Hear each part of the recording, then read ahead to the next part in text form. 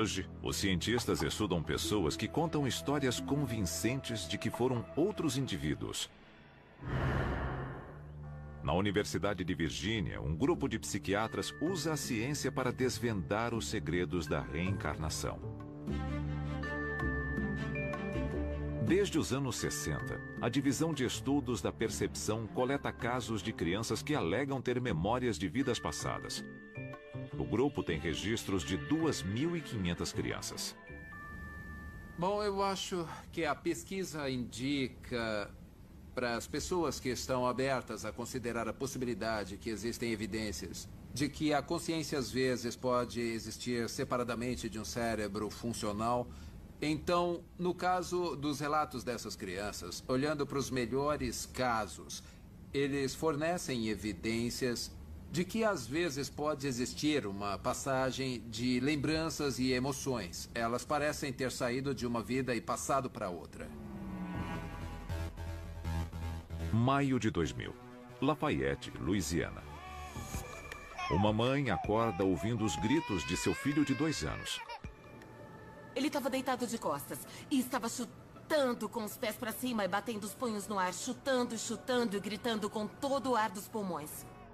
Andrea Leininger não consegue acalmar seu bebê James. Depois de algum tempo, ele volta a dormir.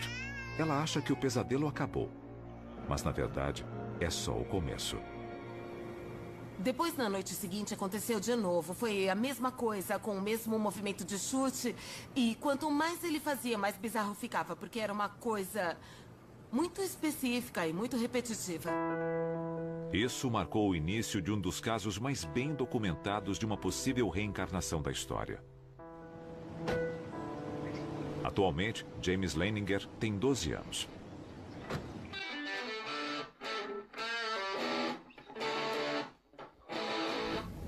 Eu pratico esportes, beisebol e futebol. Eu vou para uma escola episcopal e tenho vários amigos lá. As outras crianças, quando eram mais novas, falavam: eu quero ser bombeiro, eu quero ser astronauta. Eu sempre falei: quero ser piloto de caça, quero ser um fuzileiro naval. Recebeu as fotos da escola? É. Elas ficaram boas. Quando James tinha 3 anos, seus pais começaram a ouvir histórias chocantes contadas por ele. James estava se recordando de coisas que o conectavam a um piloto da Marinha que morreu em 1945. Eles ficaram céticos.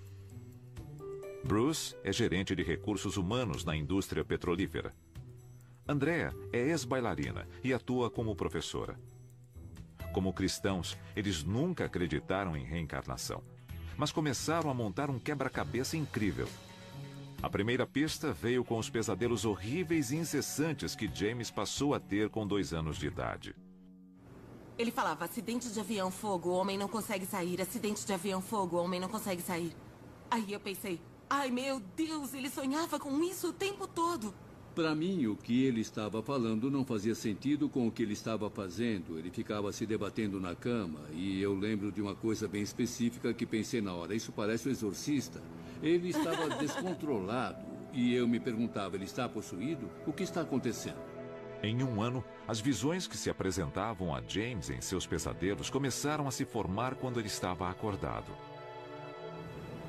Eu estava lendo para James. E aí ele se sentava e falava: mamãe, o homem estava fazendo assim. Aí ele se deitava e repetia o mesmo gesto que fazia no sonho, chutando e batendo. O homem está fazendo assim. Eu não consigo sair, não consigo sair. Aí ele ficava sentado e eu falava: quem é esse homem? E ele dizia: eu. Ainda fico toda arrepiada. Uma vez, o Bruce perguntou: o que aconteceu com seu avião? Ele falou que caiu depois de pegar fogo. E por que seu avião caiu? Ele disse que foi atingido. O Bruce falou: quem atingiu seu avião? E ele: os japoneses! Em seguida, James deu a seus pais mais uma pista estranha e bastante específica. O nome do navio de onde ele afirmava que havia decolado com seu avião.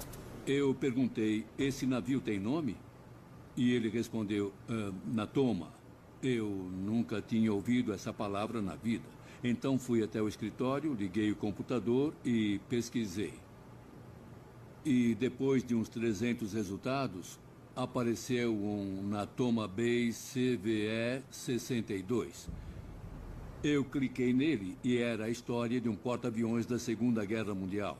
E isso foi o começo de todo o questionamento da E nós dois ficamos situação. parados olhando para aquilo, olhando para uma foto. Acho que uma tomada aérea daquele porta-aviões no mar. Ficamos parados olhando por um bom tempo. Eu não tinha nenhuma resposta, sabe? Como ele sabia disso, como ele conheceu o homem, como sabia do navio. E o que isso significava. Foi aí que pensei, vou descobrir o que está acontecendo. Eu não sei como vou fazer isso, não sei o que vou descobrir, mas não vou parar de pesquisar até conseguir o máximo de respostas possível. Foi o suficiente para que Bruce fizesse uma investigação que começou com muita pesquisa. Nos 2 anos seguintes, ele descobriu a história do homem do Natoma Bay, inclusive sua morte. E James continuava dando pistas adicionais atormentadoras e sinistras. Eu continuava perguntando, lembra do seu nome? Lembra como se chamava? E ele sempre falava James. E eu pensava, ele tem 2 anos, tá confuso e acha que eu tô perguntando o nome dele. Depois, James começou a desenhar. Acho Eu que gosto foi uma das desse. minhas missões. Uma missão, você lembra dela? Lembro. Eu gosto muito desse. Ele repetia os mesmos desenhos. Como um filme, comprimido em apenas um frame. Uma batalha aérea. Artilharia. Um avião em chamas. E sua assinatura, James 3. Um dia eu tava na cozinha lavando a louça, o James tinha tomado café da manhã e tava brincando com um avião. E ele falou, mamãe, antes de eu nascer eu era piloto, meu avião levou um tiro no motor, caiu na água e foi assim que eu morri.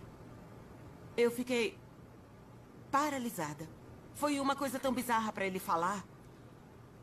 Mas aquilo era verdade. Ele não fez drama nenhum, não demonstrou nenhuma emoção. Aos 3 anos, James começou a fingir ser piloto, com uma atenção aos detalhes que impressionou seu pai. Um dia, ele arrastou um assento de carro até um armário do meu escritório e montou uma cabine lá dentro. Ele tinha um console de brinquedo e transformou aquilo num painel. Bom, ele ia de um lado para o outro. De repente, ele abriu a porta com força e se jogou de dentro do armário. Eu perguntei o que aconteceu, seu avião caiu? E ele falou, não, meu avião foi atingido e tive que pular. A descoberta seguinte ocorreu quando Bruce foi convidado para um reencontro entre veteranos do porta-aviões Natoma Bay. Ele perguntou o nome de homens mortos em ação, e isso o levou a resolver o mistério de James 3.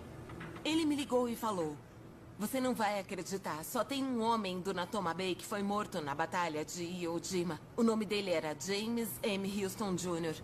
Eu falei, peraí, então o James 3 é o James III. Eu fiquei muito empolgada, eu pensava, é ele. James M. Houston Jr. O nome dele é James, pode ser James III.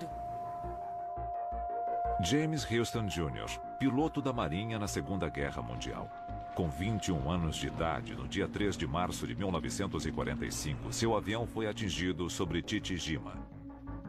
Agora, os pais céticos haviam encontrado evidências de que seu filho realmente havia reencarnado.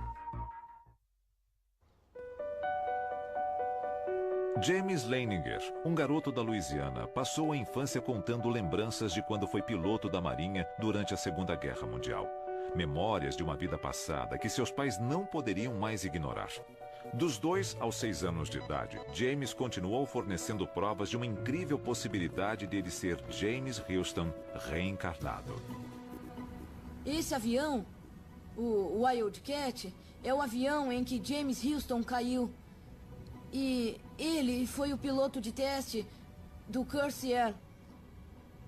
Ele testava esse modelo decolando de um porta-aviões. O F-18 é o avião que eu quero pilotar quando crescer. Desde os 2 anos, James mostrava uma fascinação incomum por shows de aviões militares e uma estranha familiaridade com aeronaves vintage. Com muita cautela, seus pais fizeram contato com a única parente viva de James Houston, sua irmã, Annie. A princípio, ela não sabia o que pensar sobre o menino que afirmava ser seu irmão reencarnado. Até que James perguntou sobre um quadro que somente uma pessoa além dela sabia existir. Ela escreveu para mim em 16 de janeiro de 2006. Querido James, eu espero que esse seja o quadro que você mencionou.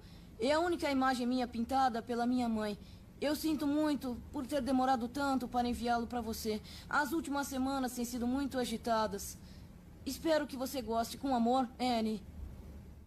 James acreditava e ainda acredita que a alma do piloto morto perguntou pelo quadro. Eu perguntei para ela sobre um quadro que a minha mãe passada tinha feito para ela e para mim. Ficou no sótão dela por uns 50 anos. Meus pais e ela acharam uma loucura que eu soubesse uma coisa dessas. Annie também passou a acreditar. E havia outras conexões ainda mais assustadoras. James tinha 3 G.I. Joes, que chamava de Billy, Walter e Leon. Nomes que seus pais consideravam estranhos para uma criança escolher. O Bruce perguntou, ô James, como é o nome do seu G.I. Joe? E ele respondeu falando, Walter. E a gente falou, Walter? O Bruce perguntou, por que batizou seus bonecos de Billy, Walter e Leon? E ele, porque me encontrei com eles quando fui pro céu. Foi um daqueles momentos em que a gente sente o rosto quente. Demos uns passos para trás, ele correu pro escritório, eu fui atrás, fechamos a porta, ele começou a mexer nos papéis assim. E eu falei, o que você tá procurando, o que você tá procurando? Ele encontrou um documento. Olhou e falou, Billy Piller, Walter Devlin e Leon Connor estavam no mesmo esquadrão do James Houston. Eu perguntei, quando morreram? Morreram antes? E ele jogou uns papéis, puxou outra folha, viu as datas das mortes e todos tinham morrido antes do James Houston. Todos voaram com ele. Apesar de o pai de James continuar cético de que a reencarnação fosse realmente possível, o que aconteceu em seguida foi sinistro. A gente estava limpando o jardim. Ele estava brincando nas folhas e eu falei, eu te amo muito. Ele respondeu, eu sabia que você ia ser um bom pai quando te escolhi. Eu falei, o quê? E ele, quando achei você e a mamãe, sabia que iam ser bons pais. Eu senti minha cabeça encolhendo até ficar bem pequena, sem cérebro. Perguntei, como assim quando nos encontrou? Ele falou, eu achei você e a mamãe. Achei vocês dois no Havaí. James contou a seu pai que viu os dois em um hotel cor-de-rosa. Foi onde os Leiningers estavam hospedados quando decidiram ter James. Bruce e Andrea foram cautelosos quanto a pedir ajuda de médicos e psiquiatras. Eles decidiram encontrar uma solução própria para a aprovação de James. A solução foi ir até o Japão, até o enorme mar onde o piloto James Houston Jr. morreu. Thou who art the pilot of the souls of men. O barco estava bem em cima do ponto onde os destroços do avião foram achados. O Bruce fez uma homenagem bem bonita e eu achei que aquele era o momento perfeito para eu falar. Bom, eu estava lá com o James e aí eu disse... O James Houston faz parte da sua vida praticamente desde que você nasceu e ele sempre vai ser uma parte importante de quem você é. Mas você tem uma vida como o James Leininger e está na hora de você se despedir do James Houston e ele... Começou a chorar. Começou a chorar e chorou por uns 20 minutos. Ele emocionou todo mundo. Foi a coisa do mais bar. triste que eu já vi. Todo mundo ficou... Chorando. James Houston. Goodbye, James and Houston. Good job.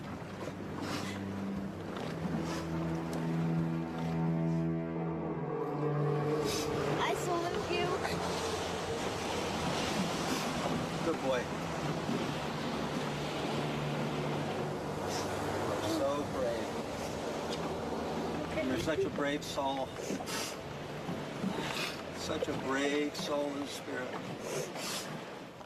Foi estranho quando a gente voltou do mar. Alguma coisa tinha mudado. Ele deixou alguma coisa. De verdade, foi muito concreto, dava pra perceber. Ele chorou e tudo mais, o que aconteceu, mas ele estava pronto pra seguir em frente. E foi o que ele fez naquele dia. Foi o ponto onde tudo mudou. I'm gonna be the same thing that James M. Houston was. A pilot.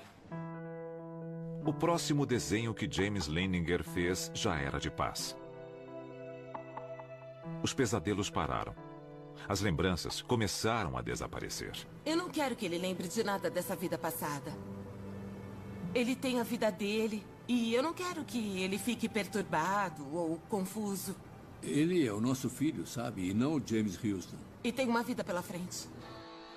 Atualmente, James Leininger não se lembra de nada específico sobre a alma que costumava atormentá-lo. Aos 12 anos, ele é um menino normal. cujo quarto diz algo sobre quem ele é e sobre quem ele acha que já foi. Eu sou escoteiro. Eu sou escoteiro de primeira classe no meu grupo. Esses são os livros que eu tenho sobre Chichijima. Livros da escola. Armas de pressão. Minha bolsa de dinheiro. Meu telefone. Eu não sei quando ganhei isso. Mas é o terço da minha avó. E minha coleção do Guerra nas Estrelas. E um quadro do Esquadrão.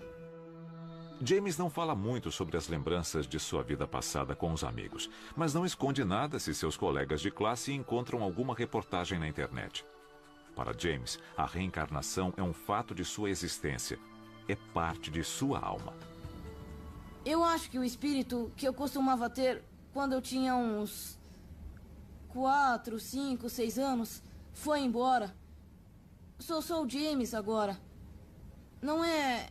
Eu ainda tenho James Houston em mim. Eu acho. Mas agora não é uma coisa ruim. É mais a parte de paz da história da vida dele. Em vez do acidente de avião e da morte dele.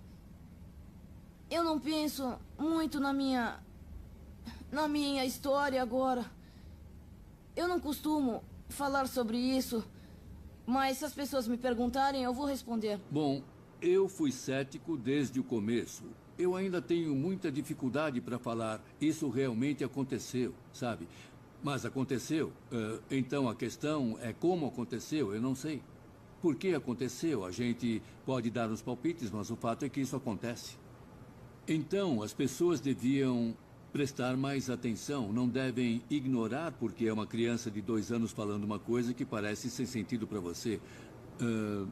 Do ponto de vista das pessoas com quem conversamos, que tentam fazer uma pesquisa científica a respeito, eu compreendo perfeitamente o pensamento racional. Mas isso não é racional. Eu lutei contra isso espiritualmente. Mas cheguei à conclusão de que agora eu tenho um sistema de crença tridimensional em vez de bidimensional. Na divisão de estudos da percepção da Universidade de Virgínia, o Dr. Jim Tucker examinou James Leininger.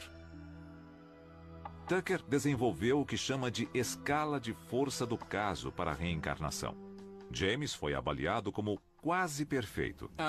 A idade média, quando começam a mencionar, é de 38 meses. Geralmente 2 ou 3 anos quando começam. E algumas crianças falam sobre essas coisas a qualquer hora do dia ou da noite. Às vezes o caso começa com pesadelos, como foi no caso do James Leininger.